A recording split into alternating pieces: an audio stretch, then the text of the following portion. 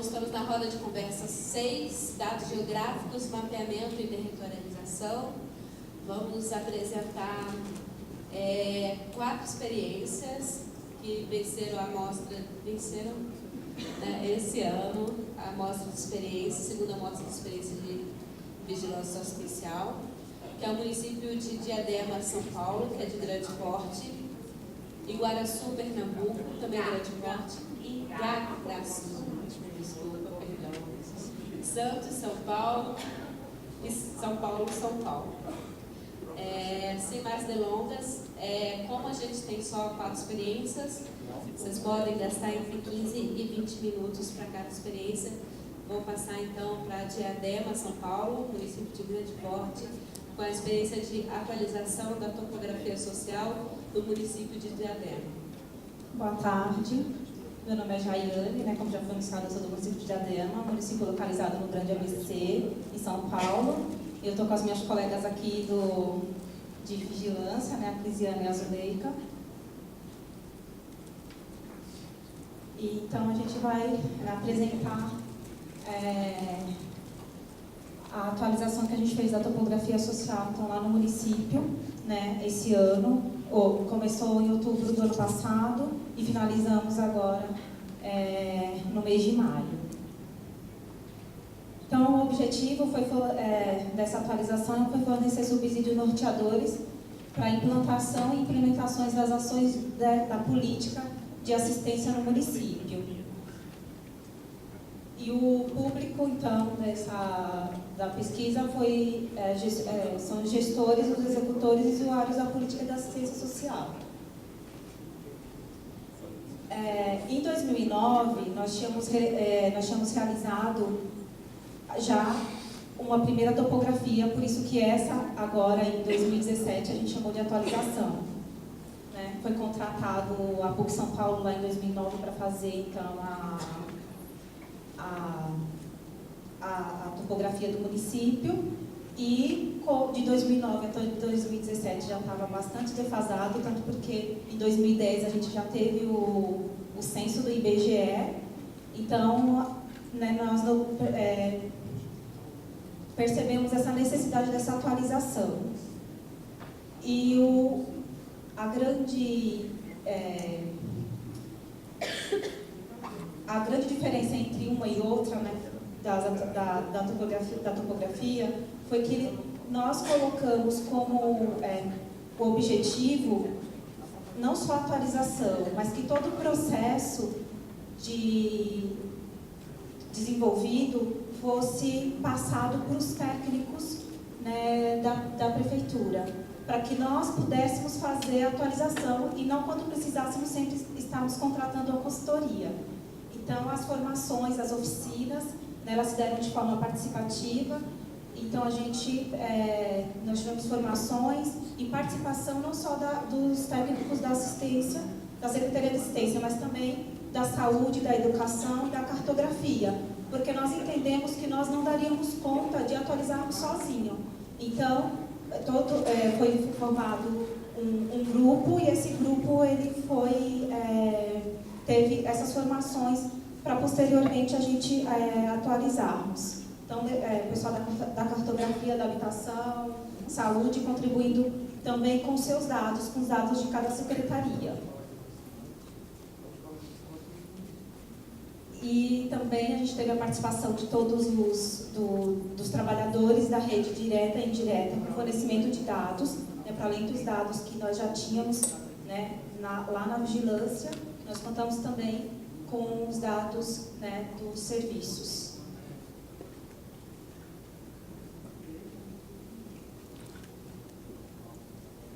Então, como eu falei, o processo de forma participativa, com a participação dos trabalhadores, dos SUAS, das outras secretarias. E aí a gente utilizou, então, a metodologia do Índice de Vulnerabilidade Social. Nós fizemos o georreferenciamento dividido por o DH, que é as Unidades de Desenvolvimento Humano, porque se nós fizéssemos por região de CRAS, ficaria muito amplo. porque nós temos no território 5 CRAs, né, divididos, então ficaria um por região.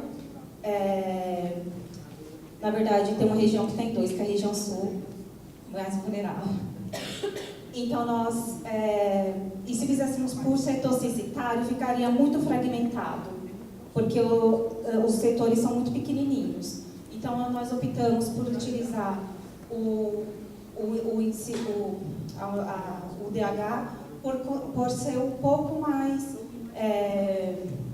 detalhado que a nossa região de CRAS, mas menos do que o IBGE. E eles fazem por uma que é bem legal, a metodologia utilizada do DH, que é feito pela homogeneidade do território. Então, se a gente consegue realmente saber onde está ali mais vulnerável. E depois que faz essas divisões para o DH, você coloca, então, já o referenciamento no mapa e você tem você consegue visualizar a que região de CRAS pertencem esses territórios.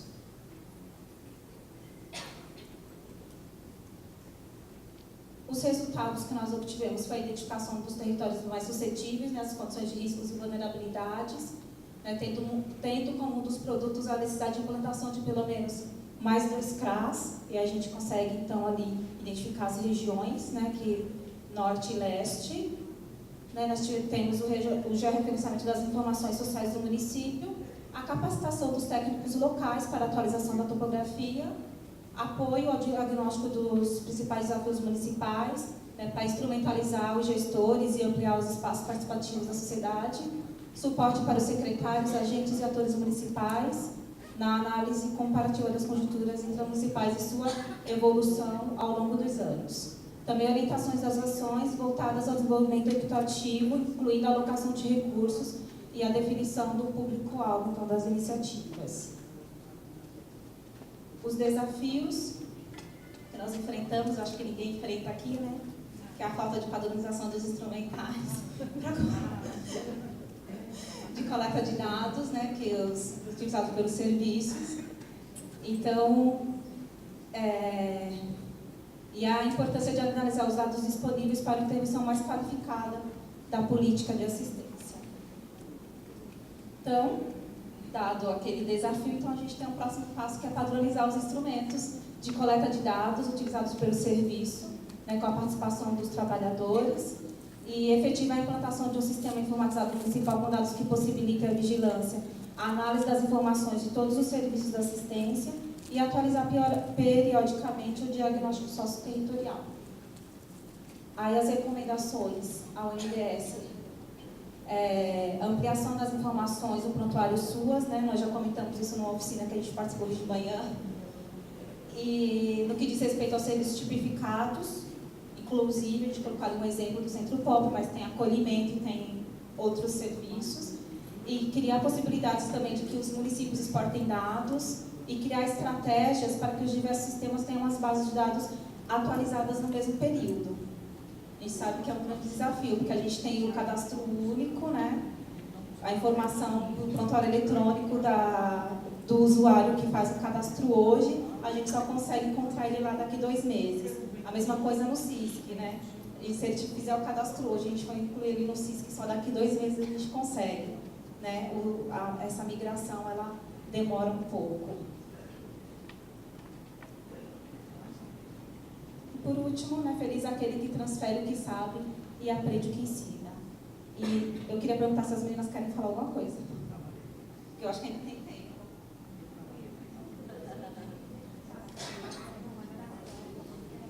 Então é isso. Aí depois, no debate, a gente pode, né, conversar mais.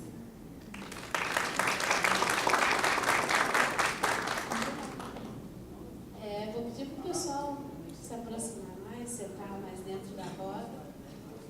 E vou passar diretamente para Igaraçu, Pernambuco, município de grande porte, e a experiência é cartografia social e elaboração do diagnóstico socioterritorial do SUS.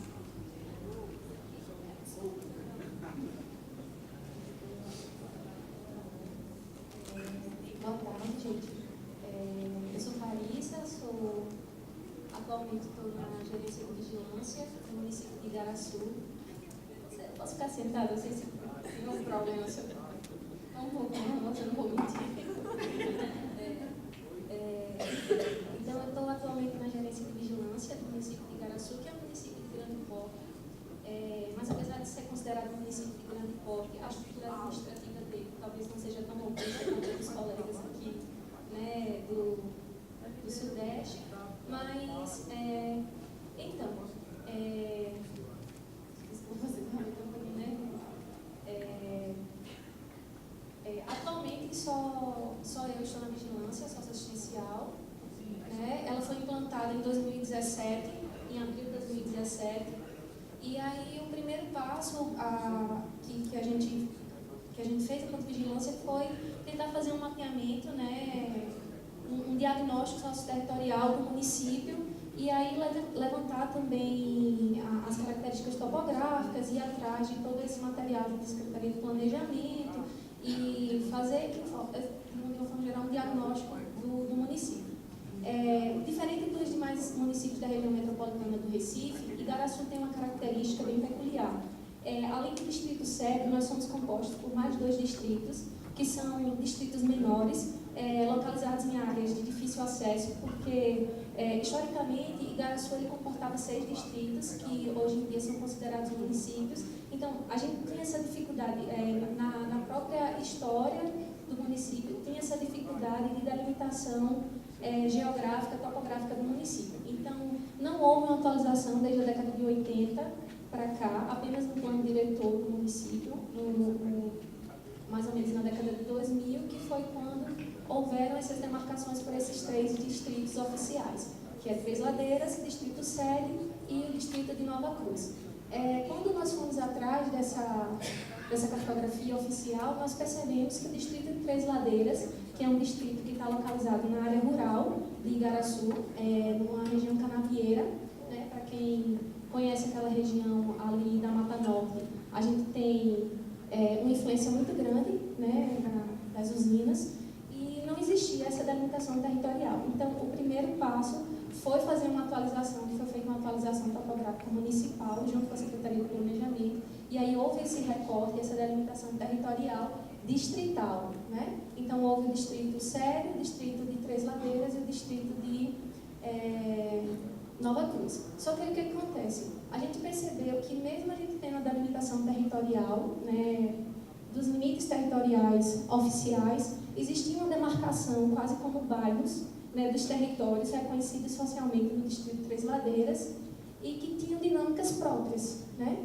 Assim como os bairros do distrito sede tinham dinâmicas próprias, como por exemplo o bairro do Centro, ele tem uma dinâmica totalmente diferente do bairro de Cruz de Rebouças, que é um outro bairro bastante significante no município. O distrito de Três Ladeiras, ele tinha essas delimitações. E aí, no primeiro, houveram 4 encontros. O primeiro encontro foi realizado com a subprefeitura, que havia acontecido uma mudança de gestão na subprefeitura, e nós identificamos, na primeira reunião feita com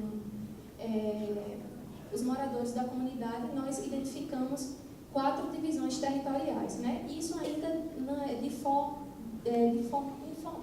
informalmente.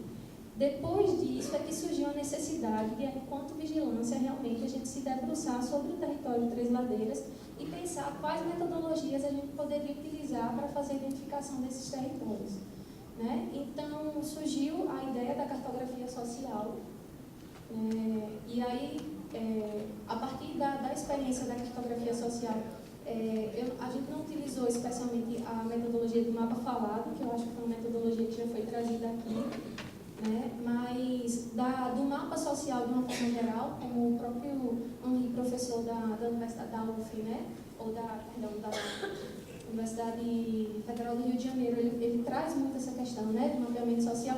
Da minha experiência enquanto antropóloga, também em outras experiências anteriores, e aí nas 2 oficinas nós construímos o primeiro, o mapa social, que é esse que vocês podem ver, né, onde foram localizados nos limites territoriais, na verdade, a comunidade, eles inseriram, né, no mapa elaborado por eles, quais eram os elementos que estavam ali dispostos nos territórios, desde as referências institucionais até as referências sociais, e aí uma coisa muito interessante, surgiram algumas associações, alguns equipamentos que não necessariamente, por exemplo, a associação que ainda não estava regulamentada, mas que tinha importância dentro daquele determinado território.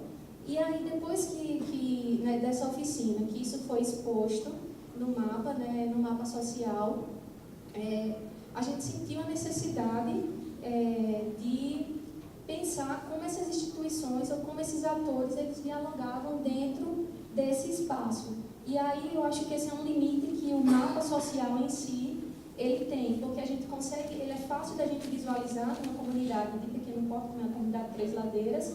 Para vocês terem uma ideia, Três Ladeiras a gente tem, pelo no censo demográfico, né? Se a gente pega o recorte inframunicipal do CIDA, 590 domicílios, mais ou menos.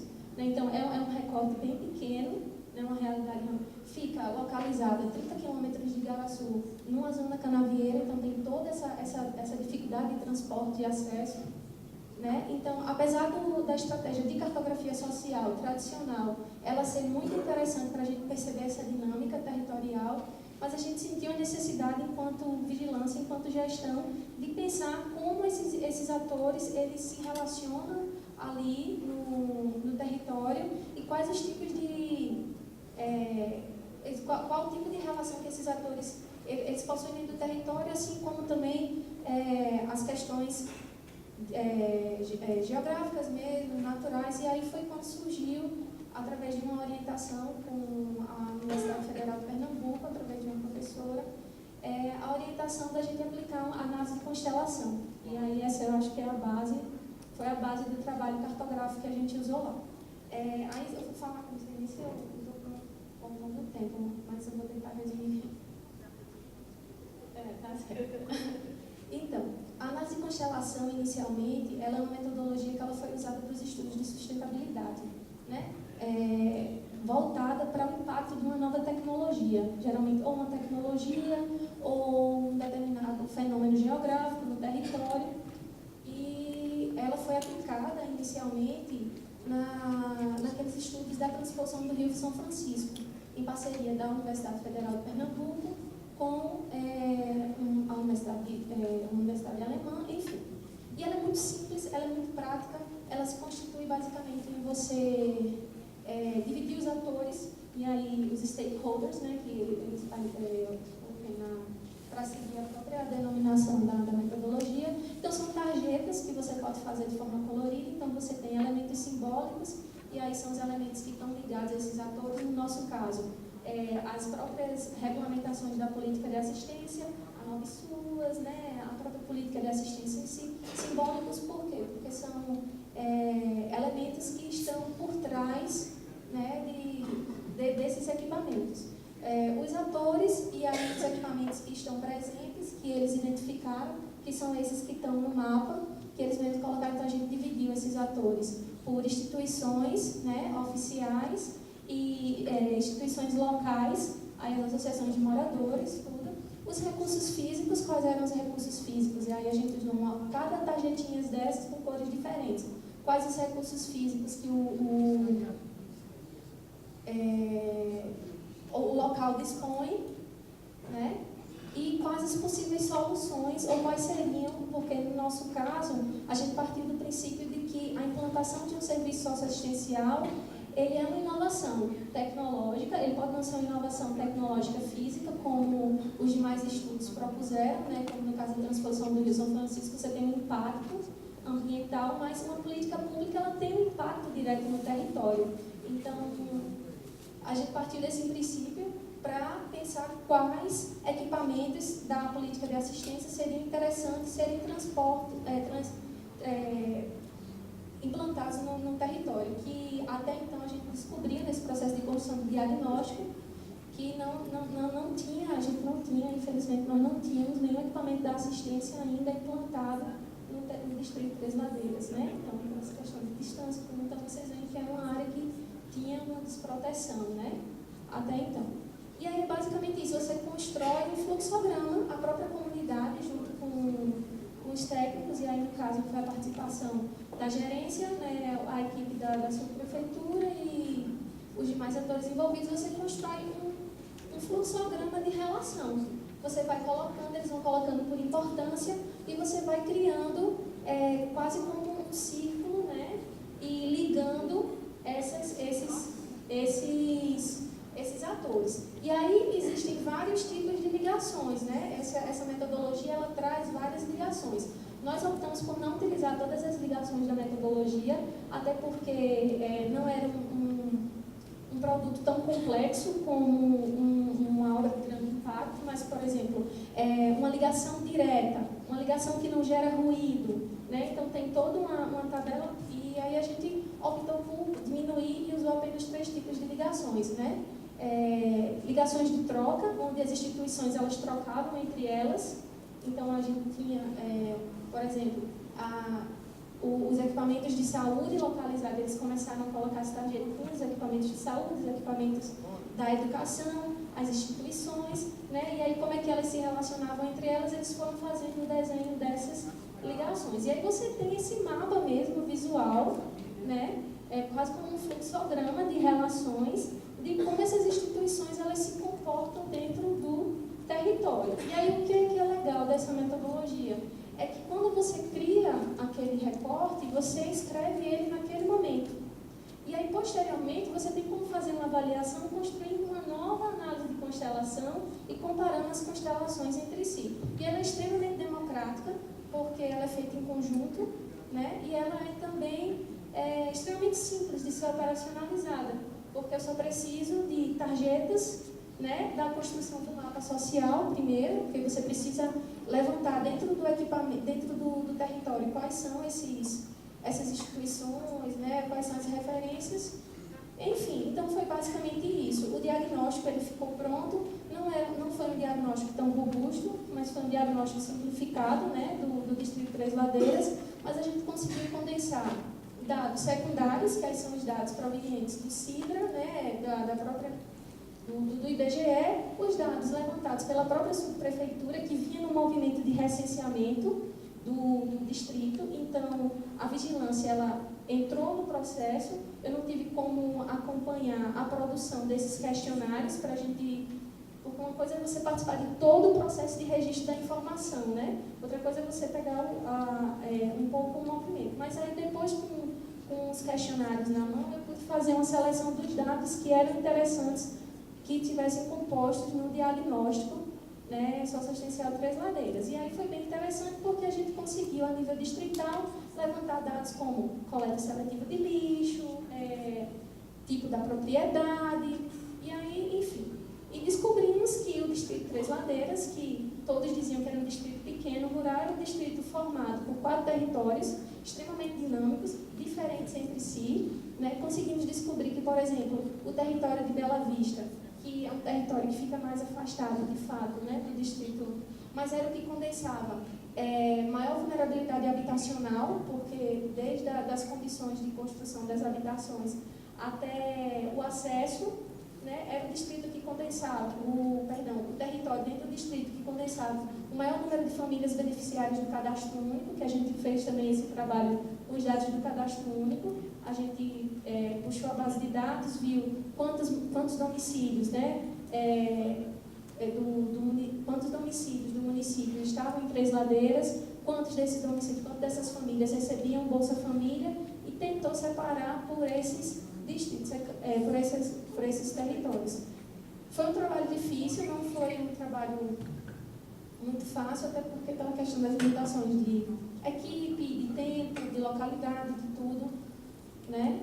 E eu acho que as maiores dificuldades foram essas, pessoais, insumos, né? E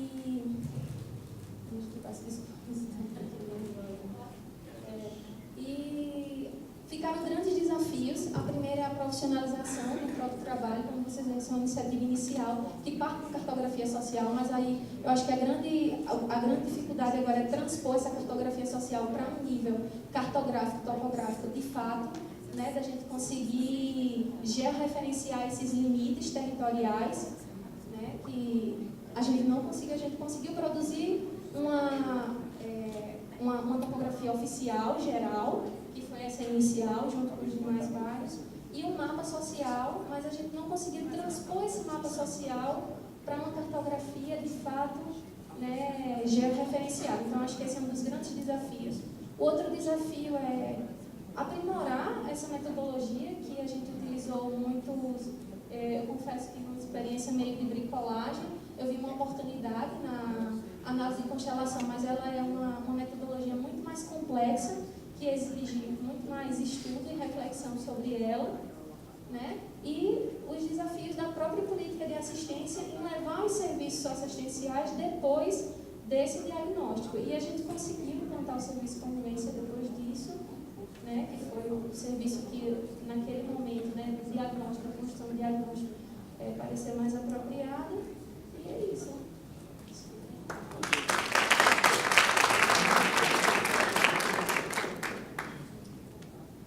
Passo então para o município de Santos, São Paulo, também de grande porte, para o mapeamento de território, produção de sentidos e reconhecimento da situação de vulnerabilidade, riscos sociais e potencialidades. Boa tarde. Meu nome é Thaís, eu sou socióloga, sou da equipe de vigilância socioassistencial, né, do município de Santos. Trabalho na coordenadoria de gestão do SUAS. Essa é minha colega Camila, ela é assistente social, ela é chefe do CRAS. A gente veio juntas porque esse foi um trabalho de articulação do Departamento de Proteção Social Básica com a vigilância socioassistencial e envolveu a equipe do CRAS e do Serviço de Convivência, que atua num território específico, onde a gente fez esse processo que a gente chamou de mapeamento de território.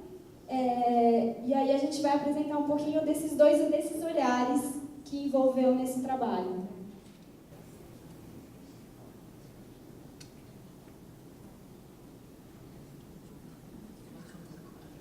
Então, gente, esse mapeamento nós fizemos dentro do município de Santos, né? Então, Santos é um município de grande porte, tem, segundo o último censo, tem 419 mil habitantes, e nós realizamos um mapeamento no território da Vila dos Criadores, que é o antigo lixão, e ele é referenciado ao CRAS Alemoa, que é a área de maior alta vulnerabilidade do município. Então, o objetivo do nosso trabalho, que era compreender a realidade de um dos territórios de muito alta vulnerabilidade do município de Santos, sendo uma área de ocupação situada onde anteriormente localizava-se o antigo lixão.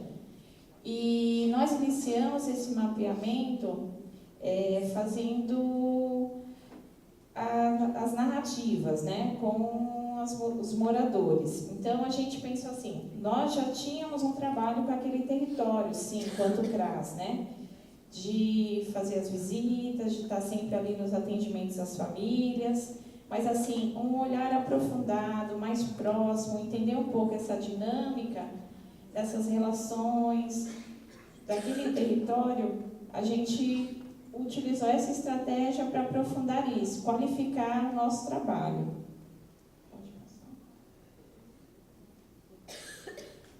Na verdade, o CRAS, ele começou, foi uma necessidade que o CRAS tinha, ele já atuava no território, que ele vinha com a necessidade de aprofundar o conhecimento sobre aquele território específico, e aí eles fizeram a gente fala de uma narrativa, que foi como uma acolhida de um depoimento de uma antiga moradora, que era referência naquele território, porque tinha uma vontade de conhecer a história do local, porque ela morava desde o antigo lixão. Ele funcionou até mais ou menos da década de 70 até os anos 2000, e aí ele foi desativado. Então, os primeiros moradores chegam em torno daquela área, os primeiros moradores vão viver, né, da coleta daquele lixo, e depois que o lixão é desativado, eles permanecem ali, e é uma área em ocupação que vem tendo a chegada de novas famílias, então tinha uma vontade do CRAS, uma necessidade de conhecer quem eram aquelas famílias e a dinâmica do território. E aí a equipe do CRAS fez uma narrativa com essa antiga moradora, que ela resgatou toda essa memória do local, que era uma questão um pouco perdida para os novos moradores que vinham chegando. E a partir daí teve essa vontade de continuar nesse processo, e aí é nesse momento que a vigilância entra, e e a gente começa a participar junto com a da equipe. Tem uma técnica que é do Departamento da Proteção Básica, da Gestão, a equipe do CRAS, do Serviço de Convivência, e a Vigilância, e aí a gente começa esse processo de mapeamento. Então, aqui está mostrando, no caso, os métodos que a gente utilizou. Então, a gente fazia, uma das estratégias principais eram as visitas. Então, tinha envolvimento tanto da equipe do PAIF, da psicóloga, da assistente social, da operadora social, que faz a gestão do cadastro único do território. Então, a gente foi fazendo visitas praticamente semanais, né? E de acordo com o andamento do processo que a gente ia caminhando e a necessidade. E aí essas visitas, o que a gente ia ver? Percorrendo os becos, identificando as casas, até porque ali é uma área de invasão, e a cada momento, por exemplo, às vezes questão de diferença de meses, a gente já via que tinha uma nova ocupação. Então, assim, o território é dinâmico, né? Então, sim, a gente tinha que estar indo ao território. Então, assim, a vila, no caso, é um pouco distante do CRAS, então a gente dependia também da disponibilidade do carro para estar indo levando a gente, que é bem distante. Então, aqui, ó, uma das estratégias foi as visitas, né? Então a gente tinha que mapear as ruas, os becos, identificar as casas, as famílias, os pontos de referência e observar a dinâmica delas, né? A gente também utilizava muita foto, o recurso do GPS. A gente fazia sempre, todas as vezes que a gente ia a campo fazer as visitas, a gente fazia o diário de campo e depois a gente fazia uma reunião em equipe para estar lendo aquele diário, a fim de resgatar como que foi aquele dia de visita. De forma simples mesmo, gente, nada muito elaborado, mas que era algo contínuo, né?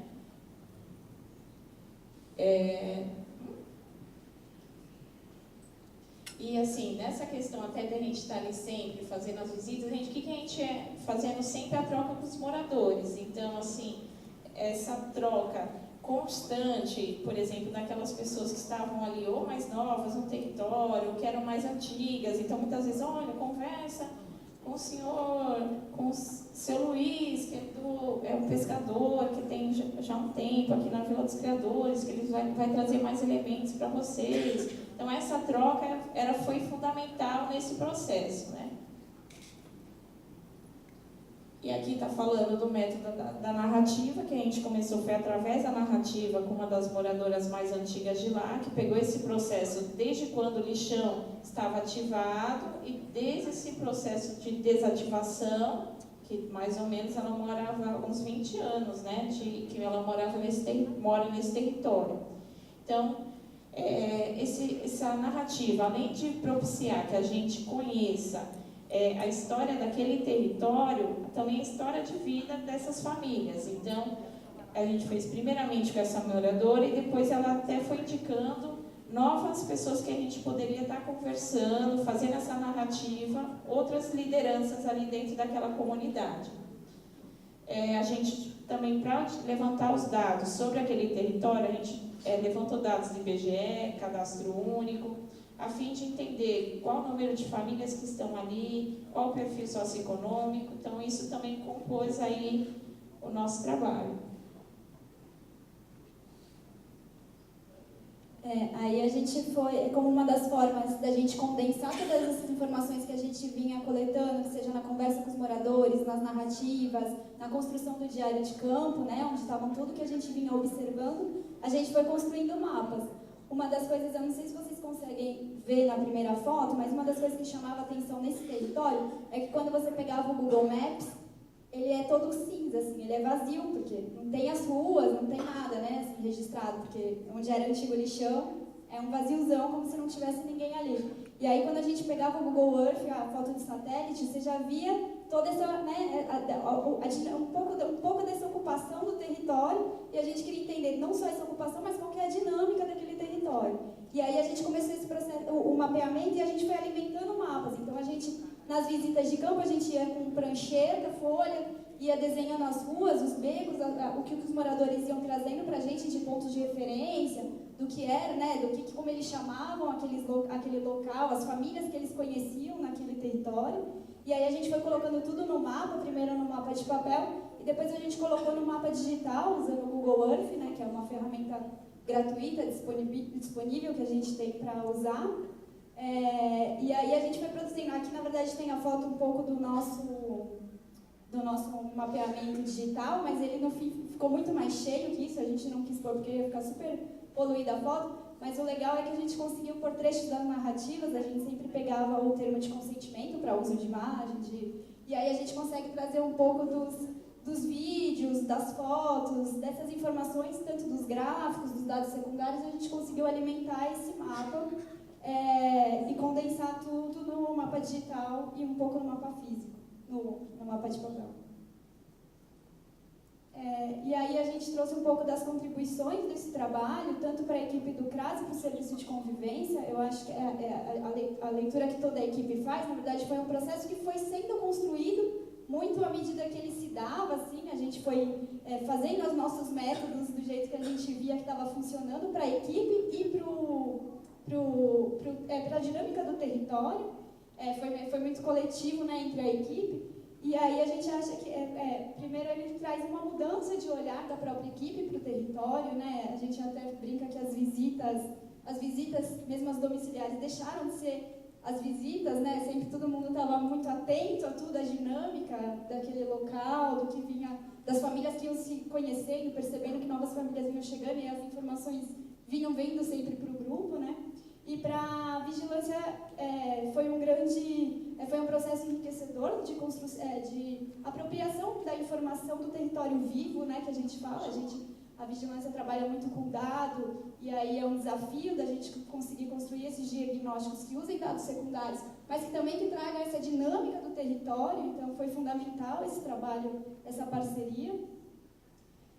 Para o CRAS, como no nosso município o CRAS, o gestor faz os cadastros únicos, ele contribui para o processo não só dos cadastros, da busca ativa das famílias, porque permitiu a equipe reconhecer os endereços do território, né? O endereço em área de ocupação é uma dificuldade que a gente tem, e aí a partir do momento que a gente consegue mapear os becos, as ruas, e trazendo como os moradores entendem, como eles chamam aquela rua, como eles chamam, isso facilitou para a equipe quando precisava procurar as famílias. E em relação à vigilância, a compreensão das vulnerabilidades e riscos, né?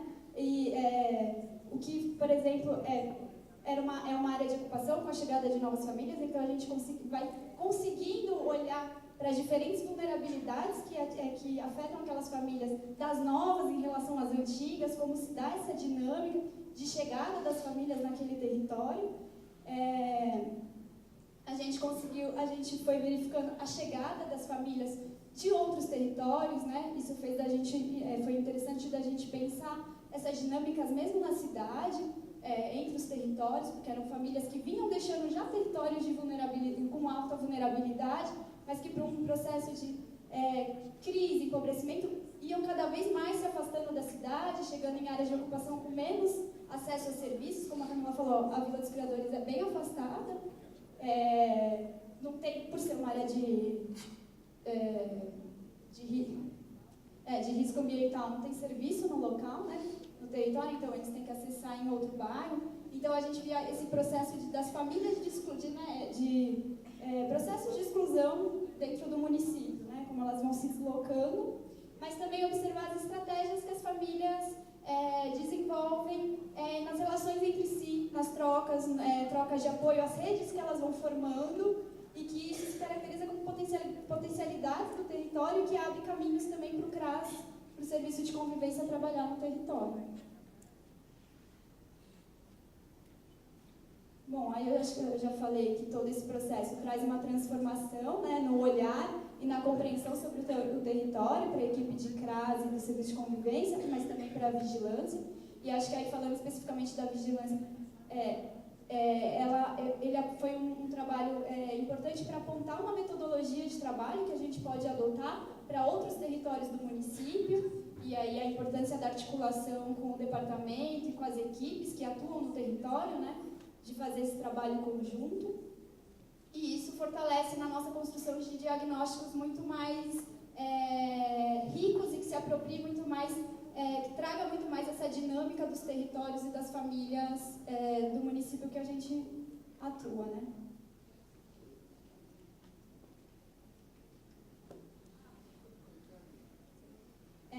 Para falar um pouco dos próximos passos e dos desafios, é um trabalho que está ainda sendo desenvolvido. A gente até entende que é um trabalho contínuo, né? Que vai ser, que o nosso desejo é permanentemente desenvolver ele, mas ele está em construção, ele está dando sequência. A gente vê a necessidade de ampliar a participação das famílias na construção desses mapeamentos. Então, a gente, nas visitas, a gente tinha todo esse contato com as famílias e as narrativas, né? Teve a participação dos moradores, mas a gente quer que cada vez mais eles se apropriem desses mapeamentos e façam conjuntamente com a gente esse mapeamento. Bem como envolver as lideranças comunitárias. E aí, uma das importâncias é dar continuidade nessa articulação entre os departamentos. A gente fez com a proteção básica, e aí a gente tem o desafio de envolver a proteção especial e outros serviços, né? Porque outros serviços também atuam naquele território, então a gente tem aí da vigilância um grande desafio de dar continuidade a esse tipo de trabalho. E é isso. Lá no Vila dos Criadores, por que, né, escolher esse território? Porque pensando que é um território de maior vulnerabilidade. E é interessante que até a equipe PAIF mesmo, nos grupos, no atendimento àquelas famílias, pensando no fortalecimento, reconhecimento daquele território, quando começou esse trabalho, até as técnicas relataram essa questão das famílias fala assim, aqui nesse território não tem nada de bom, não vê coisas positivas, potentes, né? Então, acho que o nosso trabalho vem em cima disso, de fortalecer esse território tão vulnerável. Praticamente, se vocês forem ter uma ideia, por exemplo, lá vem pessoas que vêm de outras regiões, até como a Thaís falou, por não ter condições de pagar um aluguel, então vai ali para aquela área que é totalmente insalubre, né? Então, assim, é muito precária mesmo a condição. Você vê, a maioria das famílias estão em situação de extrema pobreza. Então, é um trabalho que a gente vai continuar, né? Só tem a fortalecer mesmo. Até as últimas informações que a gente teve, que agora também tem refugiados nessa área. Então, assim, já umas novas informações que a gente vai ter que acrescentar dentro do nosso trabalho. E é isso.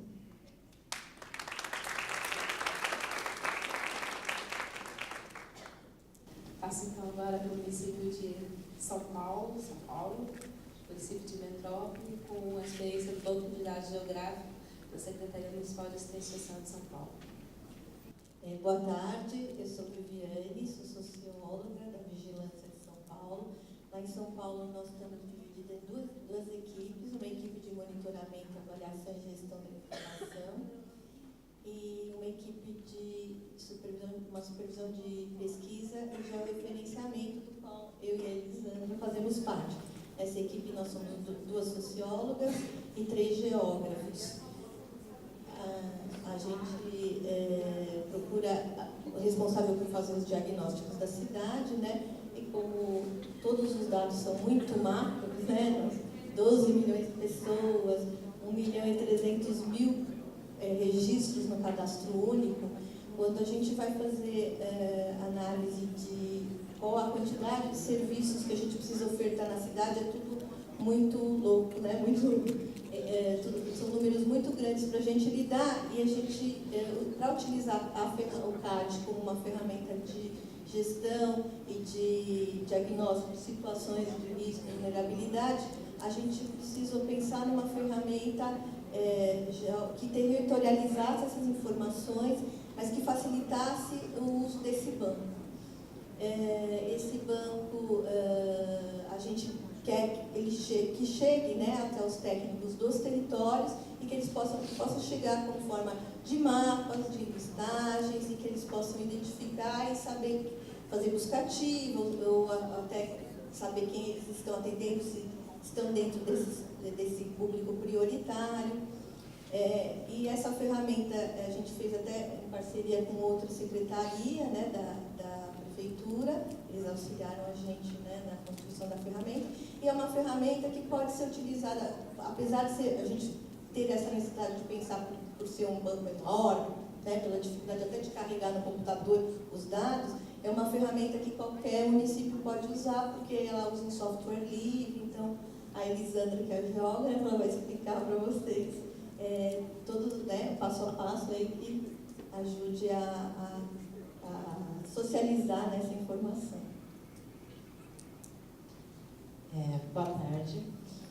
Então, a gente teve algumas dificuldades quando...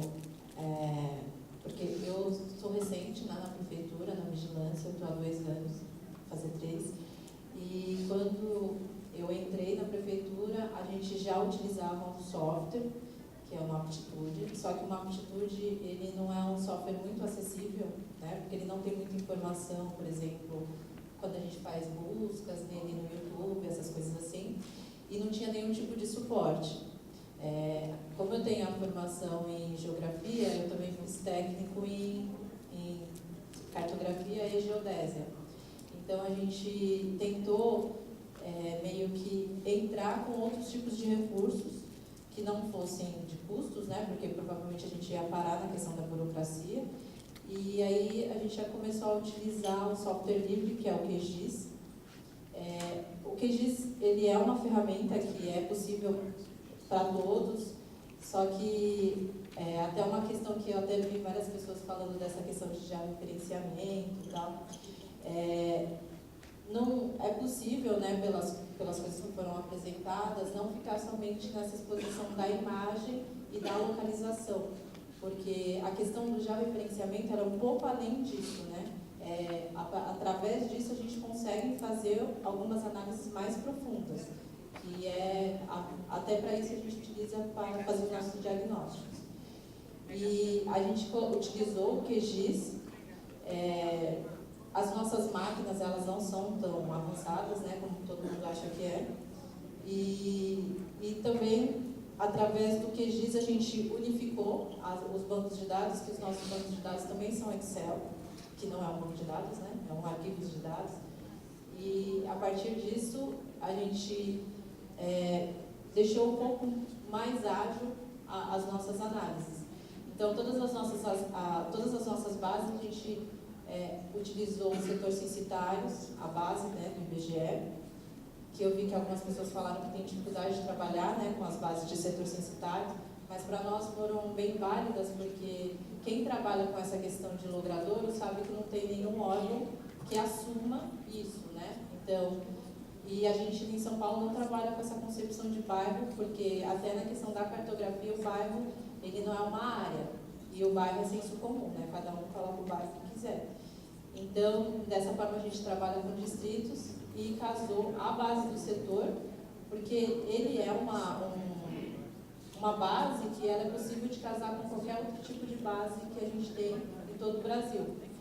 E a gente também, depois de transformar todas as nossas bases a partir dos setores censitários, a gente redesenhou todas as bases, que a gente fala que são as camadas.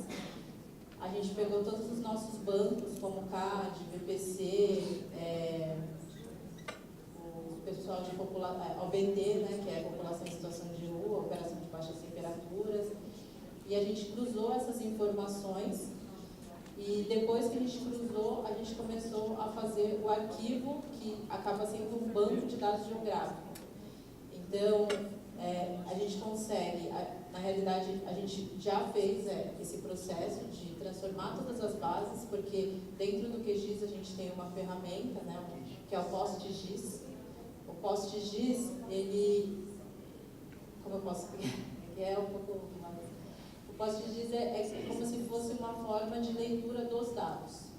E aí, dentro quando a gente tem o PostGIS, eu consigo colocar dentro de uma leitura SQL, e aí eu consigo traduzir para bancos de dados geográficos.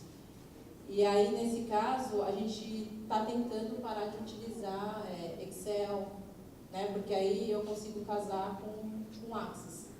Então, eu consigo fazer cruzamentos um pouco mais ágeis, né? Porque aí é isso que a gente acaba tendo muita dificuldade, porque tem mais de 1 milhão de dados, por exemplo, e as máquinas elas não aguentam.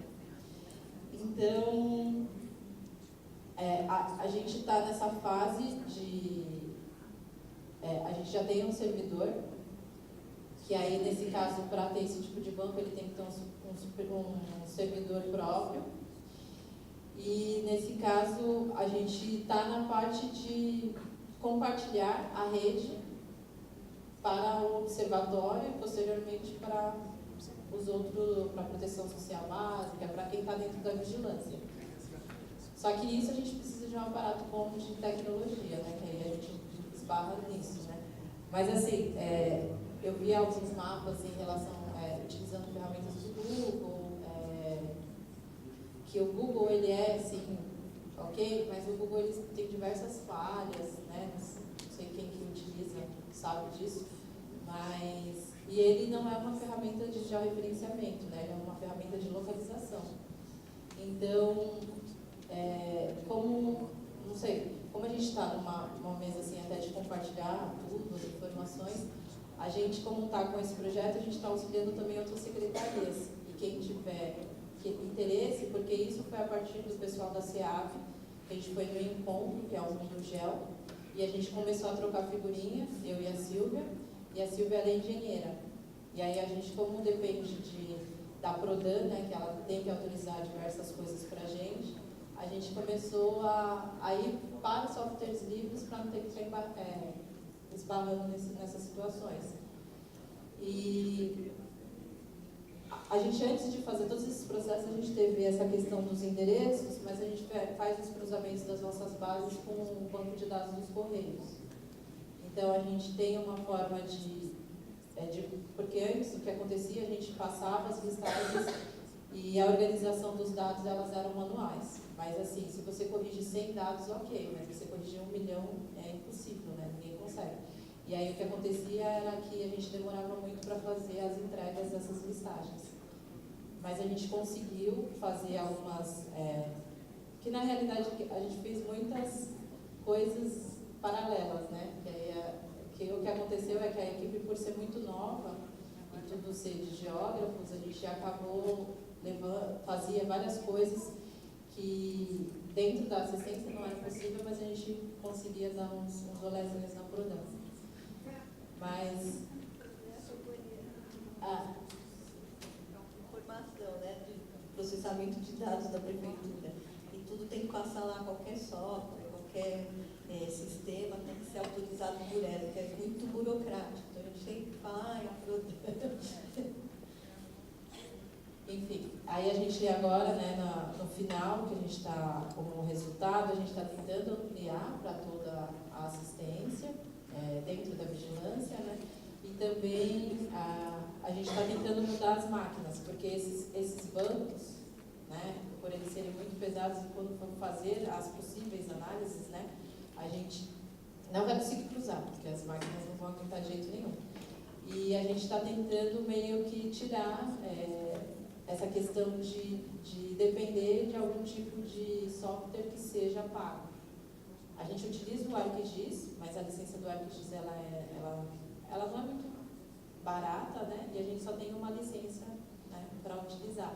Só que assim, a maioria das nossas análises elas são feitas a partir do QGIS mesmo. E a gente está tentando implantar o Linux, né? Que aí, ele é um pouco mais difícil, mas é possível porque a gente não vai barrar nessas questões de licença, né? E a gente tem muitos casos dentro da assistência mesmo que a licença, sei lá, o Excel é de 90, 98. Então, se eu mandar um banco desse para uma área dessa, nunca vai abrir. Então, a gente está tentando passar por essas transformações ainda. E, sei lá, no geral é isso.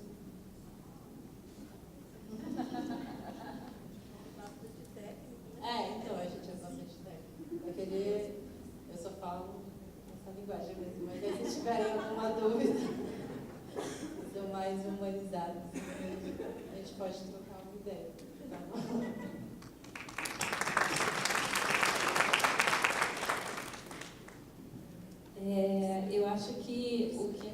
aprende com as experiências aqui que existem diferentes formas da gente olhar para o território, né? Diferentes olhares. Tem toda essa tecnicalidade, né? Mas existem também formas tanto simples quanto complexas da gente conseguir fazer esse mapeamento.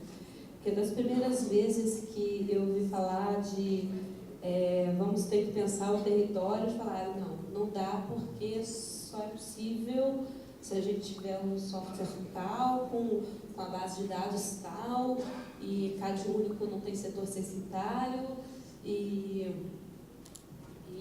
aí a gente vai arrumando jeitos da gente cruzar os dados, e a Dirce Coda fala sempre sobre os grandes números e os pequenos números, e é importante a gente trazer essa informação, que é a informação da vivência do chão para a vigilância socioassistencial, parar de achar que também só o MDS consegue gerar as informações, porque as vigilâncias na ponta têm tão mais informação quanto a gente. Nós, quanto Vigilância Nacional, não vamos conseguir olhar para as suas especificidades, nós tentamos em alguns momentos, mas assim, quem conhece o seu município são vocês.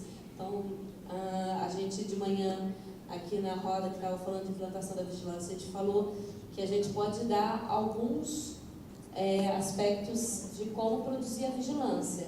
Agora, a vigilância do município de vocês tem aspectos que aqui centralizados a gente não vai poder delimitar. E é assim que a gente vê também os nossos territórios. Tem algumas coisas que a gente não consegue desenhar aqui de cima. Então, os pequenos números são tão ou mais importantes que os grandes números.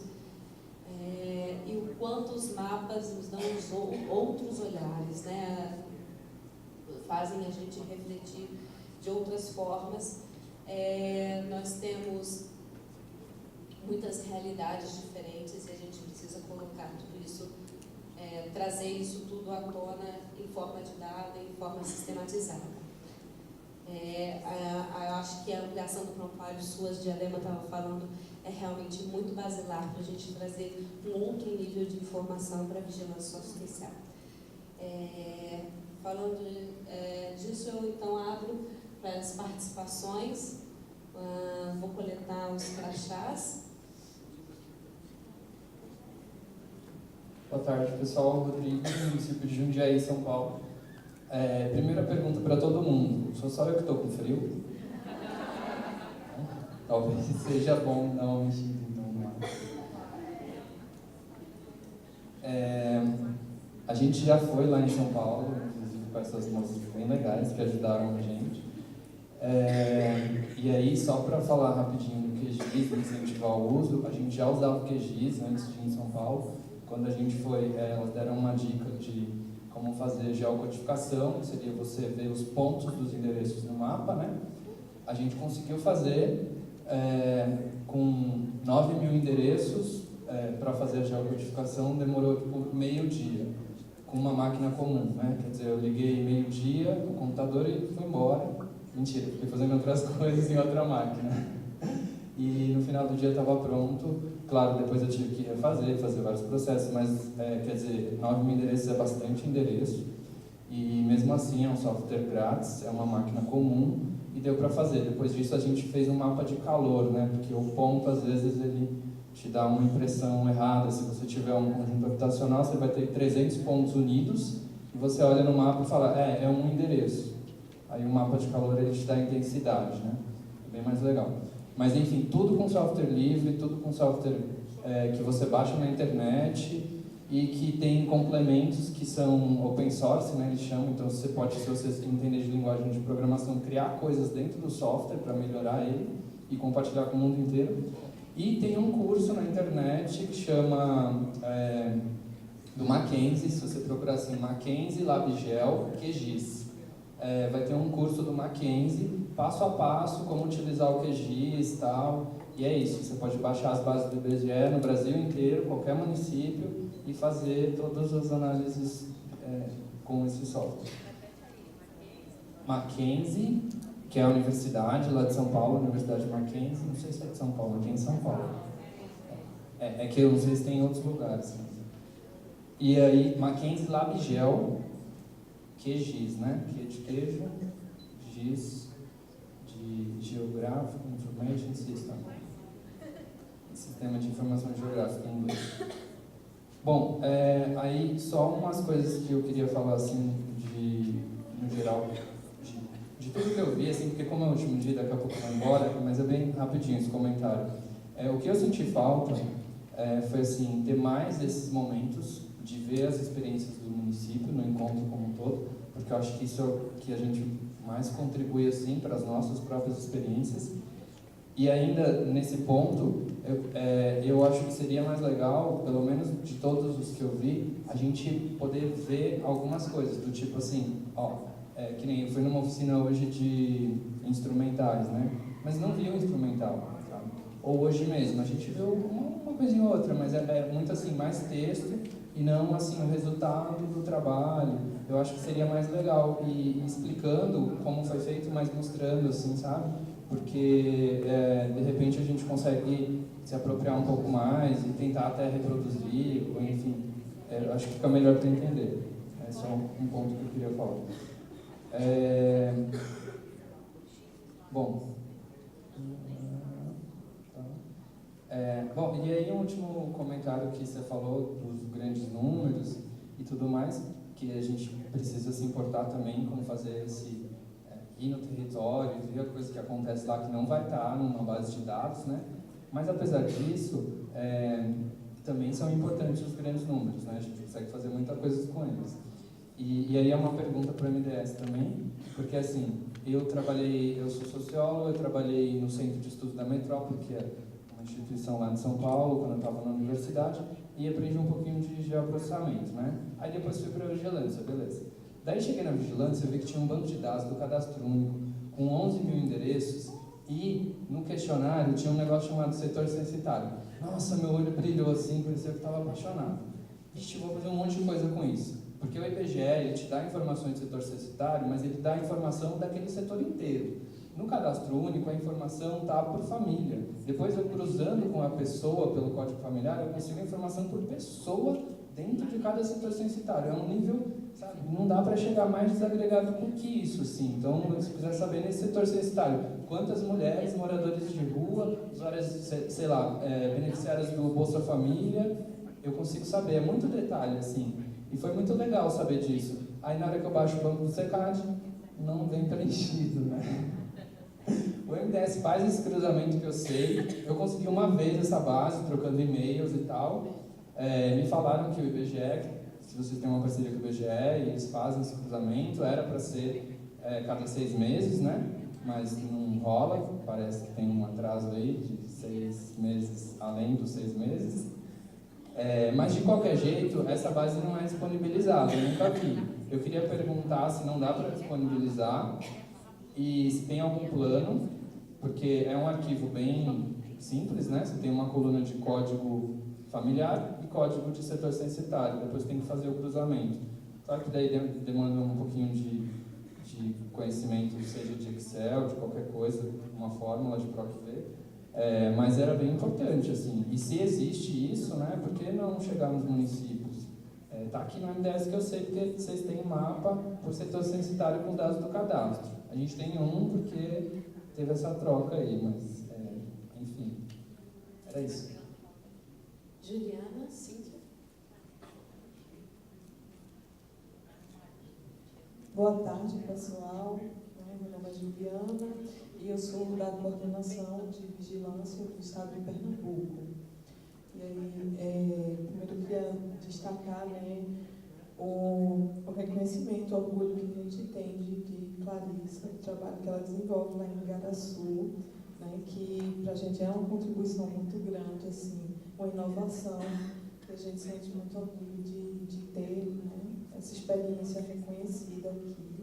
E parabenizar ela porque, né, ela desenvolveu um trabalho muito interessante, inovador, assim como as outras experiências que foram apresentadas também enriquecem muito, né, o conhecimento da gente aqui. Foram práticas bem inovadoras, com propostas que vêm agregar muito, né, as possibilidades que a gente tem de desenvolvimento do trabalho da vigilância.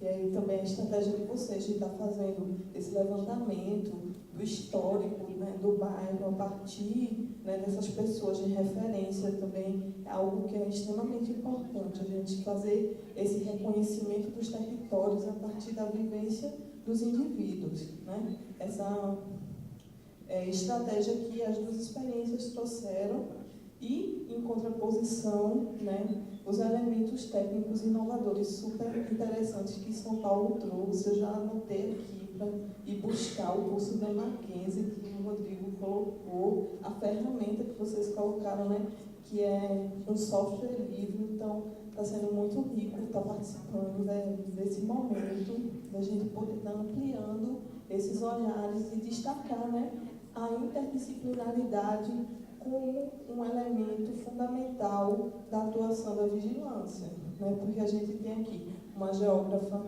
a gente tem uma antropóloga, né? Colegamento de trabalho, somos ambas das ciências sociais, né? Então, tem essa troca das experiências, né? Do sociólogo, do antropólogo, do pedagogo, esses olhares trabalhando de forma articulada, isso enriquece muito a vigilância. E eu acho que é um processo de discussão que a gente tem que colocar na pauta também da construção desse setor, né? Nessa interdisciplinaridade que é fundamental para construir o trabalho. Então, eu queria pontuar e parabenizar, né, todas pela contribuição que vocês têm dado e que agora se torna uma contribuição nacional, a nível nacional, porque a gente pode, a partir, né, das provocações que vocês trazem com o trabalho que vocês desenvolveram, aprimorar o nosso trabalho. Então, assim, só agradecer e parabenizar.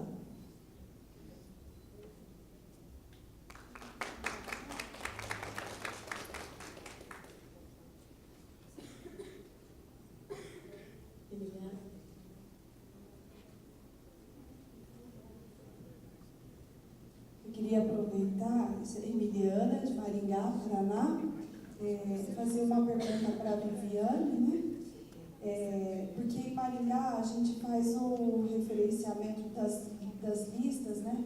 Das famílias cadastradas no Cadastro Único, BPC, Folha de Pagamento Bolsa Família, todas essas informações a gente referencia e usa a base de dados do Correio. Mas a gente tem um problema bastante grande com relação ao Cadastro Único, porque no sistema o Cadastro Único aceita qualquer CEP para qualquer rua, para qualquer bairro, né? E sempre que a gente faz o referenciamento gera muito transtorno lá na ponta, porque eles têm um número de famílias que não é o real, né? E daí eu queria saber se vocês encontraram uma solução para esse problema, porque nos nossos instrumentos, nas nossas planilhas, a gente já criou planilha que valida o endereço pelo CEP. Então, quando a pessoa preenche pelo CEP, já aparece o nome da rua, bairro, que a gente usa também a base dos Correios. E aí o técnico preenche só um número e a gente já fez a validação também, referenciando aquele endereço ao território de CRAS, né? Mas com o Cadastro Único a gente tem ainda muita lacuna, muito transtorno com isso. Vou fazer mais uma rodada de fala deles também, respondendo um pouco a pergunta de vocês e colocando também um pouco de recomendações aí recomendações do GDS, recomendações para vigilância, enfim. Quem quer começar? Vamos começar essa.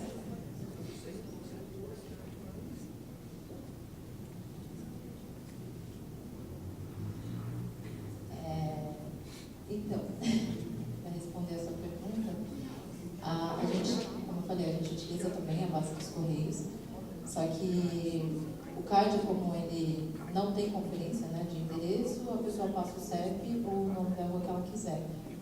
Então, o que a gente faz, a gente utiliza o CEP como referência, e aí o nosso banco, a gente pega o CEP dos Correios, ele vai me trazer o nome da rua, e aí se o nome da rua estiver compatível com a rua que está digitada, ele aceita e me traz o endereço inteiro.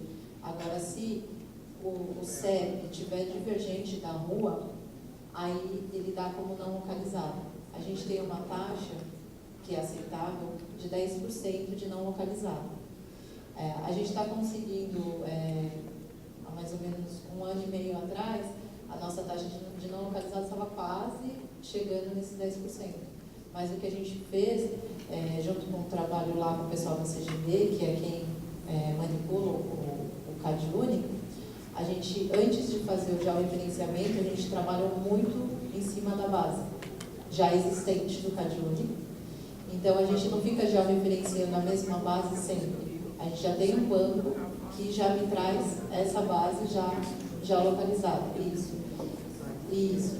A base dos Correios tem mesmo essa problemática, né? Porque também, dependendo do local, o CEP não tem nada a ver, mas a gente tenta pegar algumas referências em relação ao CEP para tentar chocar. Porque, por exemplo, a gente não usa o bairro, né?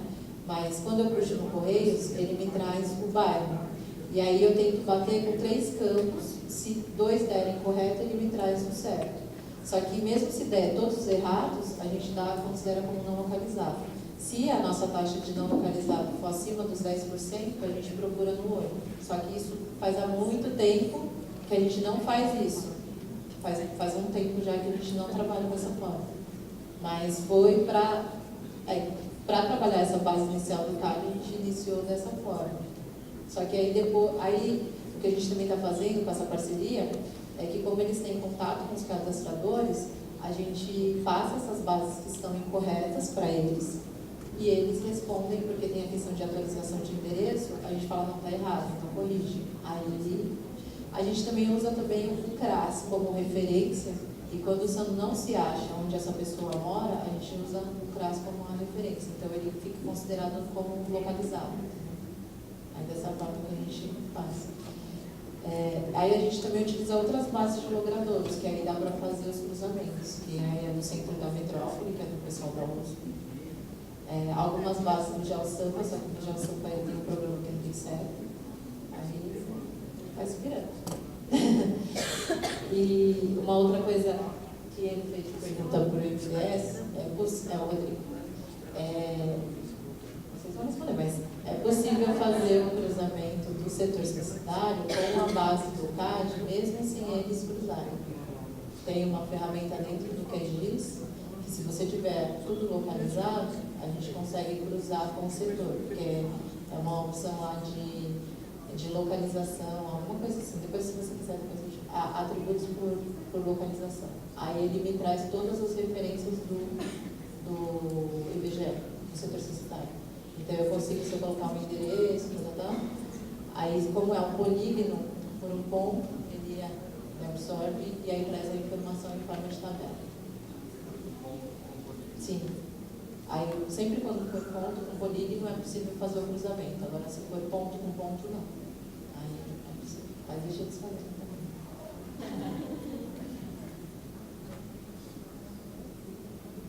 Então, não tem nenhuma pergunta, né? Assim, de consideração, eu acho que a profissionalização da vigilância, né? Eu acho que a gente, isso já foi falado, vem sendo falado o encontro todo, mas a gente tem um norte da composição dessas equipes. Claro que a gente sabe que tem interdisciplinaridade, tem as especificidades de cada área, mas eu acho que é urgente a gente pensar cada vez mais a profissionalização dessa equipe, né? E aí eu acho que esse movimento de inserção, por exemplo, do georreferenciamento, da geografia também como uma área dentro da vigilância, né? Ela é indispensável. Então eu acho que fica como consideração isso, da gente profissionalizar cada vez mais e pelo menos pensando a nível de Nordeste, né? Como a gente não tem essa delimitação muito concreta, muito sólida, né? A nível ministerial, para compor essas equipes também dentro do território, a gente encontra algumas dificuldades. Então eu acho que seria só isso. Uma coisa que eu gostaria só de contribuir no sentido assim, eu vou falar enquanto meu olhar enquanto CRAS, né? Proteção básica. Essa questão do mapeamento de território, a gente percebe que não tem praticamente uma orientação assim, quanto MDS mesmo, de orientações técnicas, assim, do que as possibilidades que a gente poderia fazer.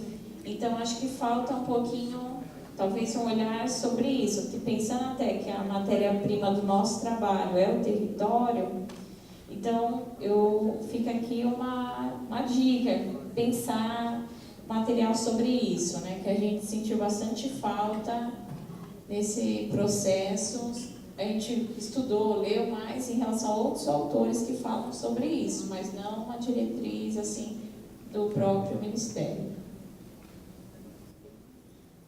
Eu, hoje de manhã, estava na mesa sobre diagnóstico e aí eu acho que um dos grandes desafios que está colocado aí para a gente é conseguir cada vez mais fazer esses diagnósticos que aglutinem os pequenos e os grandes números, que de fato são importantes, né? E que a gente consiga construir não só métodos de trabalho, de instrumentais, mas também produzir e cada vez mais conseguir sistematizar essas informações todas, seja dos dados quantitativos como dos qualitativos, e que a gente consiga cada vez mais disponibilizar, porque eu acho que é enriquecedor esses espaços que teve aqui, que eu também gostaria que tivesse mais, mas que é bacana da gente ver essas experiências que os municípios estão tendo e das produções do que tem sido produzido, porque eu acho que isso fortalece o nosso trabalho, né? Ajuda a gente a seguir em frente, assim, e cada vez mais construindo a vigilância no nosso município.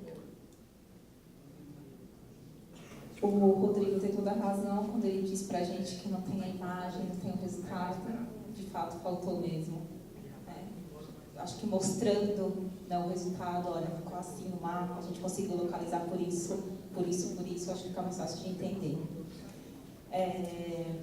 Então, a gente tem aí, né, a continuidade do nosso trabalho, que a gente pegou esses dados, né, de forma, né, bem geral do município, mesmo trazendo para o território, mas a nossa proposta agora, para esse segundo semestre, é fazer as incursões nos territórios com todos os serviços envolvidos, para fazer os mapas e fazer a leitura de mundo, a partir, né, do olhar, então, dos usuários. E eu quero também registrar aqui o meu agradecimento, né, ao MDS por essa oportunidade de a gente poder partilhar, porque isso é uma coisa nova que vem, né, do 10º encontro e agora se repete nesse, e a gente espera que continue, porque é um momento muito rico, essa troca dos municípios e dos estados, da gente poder aqui compartilhar, né, e as nossas experiências e aprender, né, com o outro, como foi feito. Eu peguei vários contatos no encontro passado de vários municípios, eles me mandaram material, né, que eles produziram, como eles fizeram, e isso contribui, né, no nosso trabalho, porque a gente vai percebendo as formas diversas que tem de se fazer as coisas. Né? Então, esse momento de troca, ele é super importante, muito rico, né, e eu só tenho que, né, agradecer por isso. Outra coisa só que eu esqueci de falar na apresentação, eu lembrei disso quando o pessoal de São Paulo estava apresentando, né, que elas são geógrafas e eu sou assistente social. Nós também utilizamos, né, os softwares livres, nós utilizamos o RStudio, que é um software livre de tratamento de dados, e o QGIS também, né, que são softwares que a gente consegue baixar, né, nas nossas máquinas sem precisar pagar as licenças aí da Microsoft. Bom, apenas complementando, também gostaria muito de agradecer, né, a oportunidade de estar aqui hoje, da gente poder compartilhar um pouquinho aí da nossa experiência, do nosso município. A gente enfrenta uma série de desafios, tais quais acho que a maioria dos municípios. Um deles é a questão da nossa equipe, né, no sentido de termos outras áreas de conhecimento para compor. Hoje nós estamos aqui em Diadema em 3 assistentes sociais, né, e a gente entende a importância e trouxemos inclusive como um desafio e próximos passos, né, que a gente possa ter uma composição de outras áreas de conhecimento para contribuir com o nosso trabalho. Então, foi muito gratificante estar aqui, acho que é um espaço de grande aprendizado, poder ouvir outros municípios, realidades tão diferentes e diversas estratégias que a gente vai encontrando, né, para seguir em frente.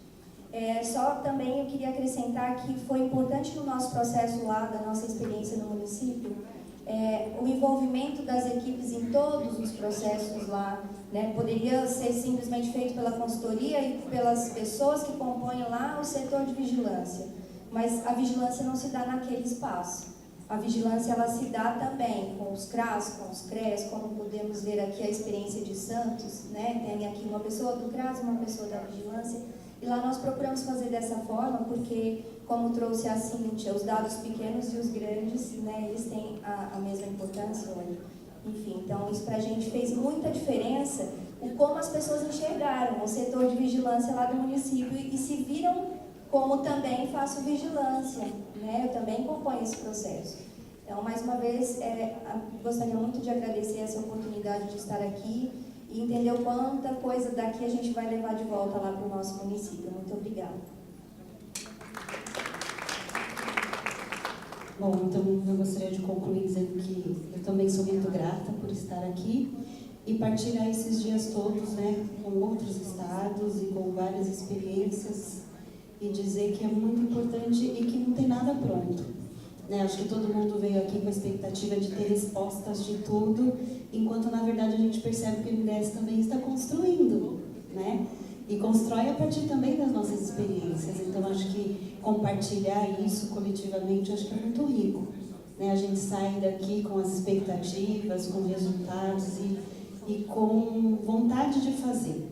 Eu acho que mexe muito esses espaços de construção e de reflexão, e a gente volta lá para a nossa cidade, nós fizemos uma lista de demanda lá para as nossas chefias, né? Olha, precisamos rever isso, uma listinha razoavelmente grande, porque a gente sempre pensa em melhorar, em qualificar o nosso trabalho, dado que não tem nada pronto e não tem nada acabado, a gente está no processo de construir, de reconstruir, de repactuar, de revisitar. E é isso, é um desafio constante. Obrigada.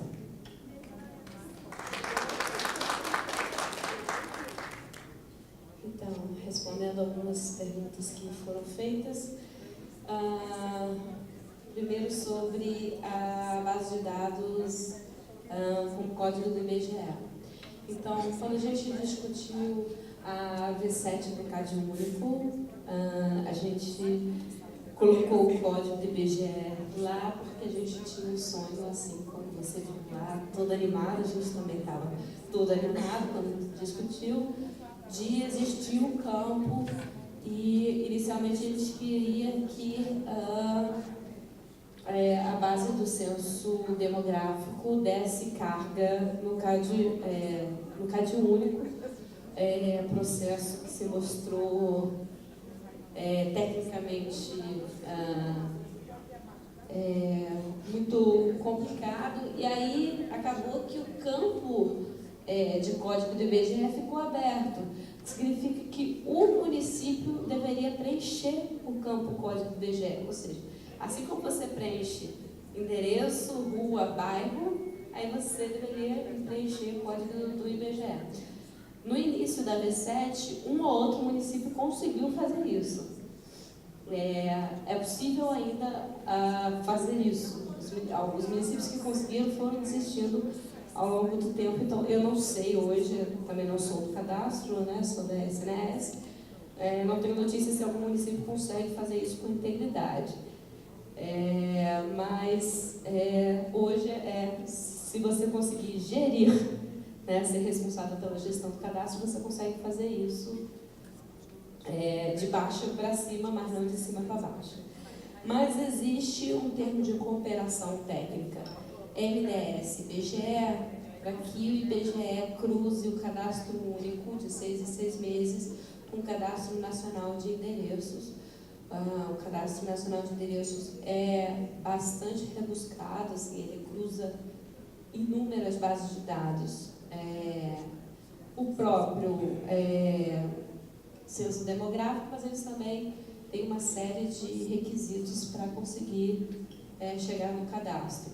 E aí, como você mesmo já escutou um boato, a gente deveria ter recebido isso recentemente, e a gente não recebeu isso desse termo de cooperação do IBGE recentemente. Então, a gente tem uma versão que está aí com uns 8, 9 meses de atraso, mas até isso a gente tem dificuldade intra-MDS de circular essa informação. O que eu posso me comprometer é a gente tentar fazer isso acontecer, mas assim, até nós, vigilância, temos que pedir o mesmo processo que Jundiaí fez, é o mesmo processo que eu, Cíntia, faço junto à Senarc, porque esse é um processo da Senarc junto com o IBGE. Mas a gente pode se comprometer a tentar disponibilizar isso para as equipes de vigilância socioassistencial. Eles dizem que tem aí um problema também com o código familiar, que o ciclo do cadastro é tão dinâmico também que os códigos familiares vão se transformando, e aí esse gap de 8 meses seria muito grande. Dependendo do tamanho do município, isso não é problema. Imagino que para São Paulo seja um problema.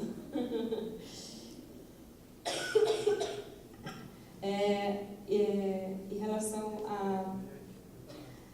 à técnica, é isso.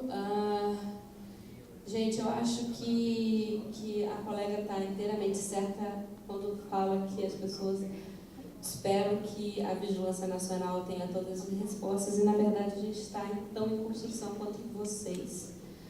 E o que é muito salutar, e a gente fica feliz que hoje a gente tenha parceiros com quem a gente consiga conversar, porque há muito pouco tempo atrás a gente não tinha com quem dialogar. Hoje a gente pode ter gente que entenda mais do que existe de dado de correios. Desculpa, outra tecnicalidade é que o MDS hoje não tem a base do Correios. E a gente não está gravando, né? Que verdade. A gente não tem nem a base de CNPJ hoje, mesmo sendo nível federal. O que, assim, a gente tem todas as tecnicalidades exatamente como todos vocês. Vamos construindo juntos, vamos elaborando juntos na medida que a gente vai construindo. Eu acho que a mostra ela traz essa possibilidade da gente realmente trocar. Outra coisa que o Rodrigo falou sobre mostrar mais os resultados, a intenção é usar o blog da Rede SUAS como essa forma de maior comunicação. O encontro, obviamente, é um tempo muito, muito curto. As rodas de conversa estão acontecendo de forma simultânea, então a gente está aqui e tem gente falando de sistema, tem gente falando de outros temas tão significativos quanto esse. Então a ideia é a gente agregar outras coisas lá no blog da Rede SUAS. Hoje está só o formulário da mostra, mas a ideia é a gente agregar outros documentos lá para a experiência ficar mais completa e aí os municípios poderem acessar e aprender e replicar as experiências. Tá bom? Último recadinho para o pessoal da mostra, vocês podem levar os seus devidos banners, tá bom? E a gente, estou liberando vocês, mas tem uma última cerimônia de encerramento às 4h30, então a gente volta daqui a pouquinho. Gente, muitíssimo obrigada. Até daqui a pouco.